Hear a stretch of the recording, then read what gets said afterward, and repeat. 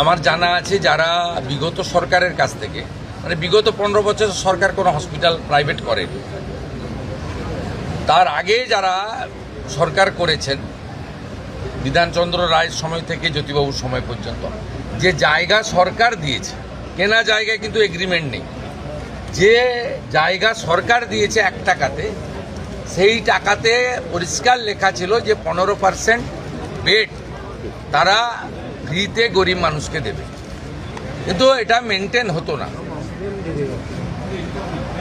আমি এই ইচ্ছা প্রকাশ করার পরে মাননীয় মন্ত্রী পরে যোগদান করেন ক্যাবিনেটে, হেলথ ডিপার্টমেন্টে, এবং মাননীয় রাষ্ট্রমন্ত্রী তারা আধিকারিকদের নিয়ে প্রাইভেট হসপিটালকে নিয়ে বসে 10% রাজি করিয়েছেন। তারা আপনি যে হসপিটালের মালিক জমি কিনে করেছেন তার কাছে গিয়ে মানবিক কারণে দাবি করতে পারেন, কিন্তু অধিকার নয়।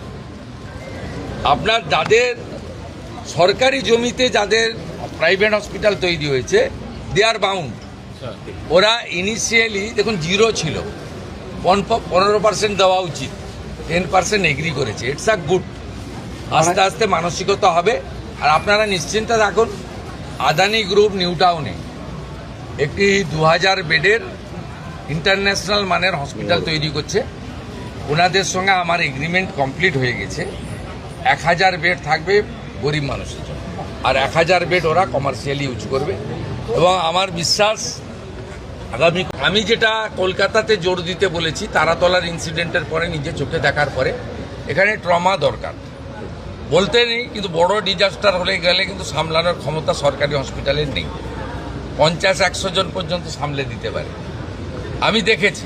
তাই অন্তত 250 জনকে মানে 1 মিনিটে প্রাইমারি পরিষেবা দিতে পারেন এমন একটা ট্রমা সেন্টার বানানো উচিত। সেটা স্বাস্থ্যমন্ত্রী এবং প্রধান সচিব তারা, রাজ্যমন্ত্রী তারা কথা বলে রেডি করবেন। জায়গা এনাফ আছে এখানে, হসপিটালগুলোতে বিশ্ববিদ্যালয়ের মতো জায়গা, প্রচুর জায়গা পড়ে রয়েছে। আমি বলেছি এই যে কাগজ পেতে বা কাপড় পেতে ব্যাগ মাথায় দিয়ে শুয়ে থাকেন, এদের হোটেলে থাকার পয়সা নেই বলে করেন, নিরুপায়। তা আপনারা পিছনে একটা জায়গা করে দিন, আমরা দরকার হলে ইউনিটে 25 লাখ টাকা করে দিয়ে দেবো। আপাতত আপনার পাইপের লোহার যেগুলো আছে সে সেট বানিয়ে ভালো করে মেজে দিয়ে একটা কমন ইউরিনাল ল্যাট্রিন দিয়ে ফ্যানের ব্যবস্থা করে এটাও করতে পারেন। এটাও আমরা বলেছি। বার্ন ইউনিটে আমরা একটু উইক আছি, এসএসকেএমে 60টা আছে, আরও কোয়ালিটি ইমপ্রুভ করতে হবে, আরও ভালো আমাদের ডক্টরবাবুদের দিতে হবে, মানে হাই স্কিল ডক্টরবাবুদেরকে বার্নের ক্ষেত্রে জোর দেওয়া দরকার রয়েছে। এই কিছু কিছু বিষয়ে এই 1.5-2 মাসে আমার যা অভিজ্ঞতা আছে বলেছি, এরা করতে পারবে আমার বিশ্বাস রয়েছে। এসএসকেএম ইতিমধ্যে 100 বেড বাড়ানো হয়েছে, এখনও 300 শর্টফল হয় বলে আমার মনে হয়েছে। শর্টফল মিন্স কিছু রোগীকে তো কালকেই ওটি করা উচিত ছিল, 10 দিন পরে টাইম দিচ্ছে ক্যাপাসিটি কম থাকার জন্য।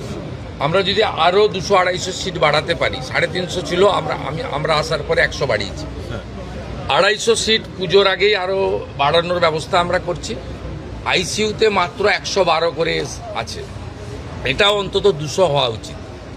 তাহলে আইসিইউ নিয়ে এই কন্ট্রোল রুমটাকে লাইভ মনিটর এই জন্য করা হয়েছে যাতে কোনো দালাল, যাকে আজকে সকালে ওখানে দেখা গেছে, কাল সকালে দেখতে না পাওয়া যায়।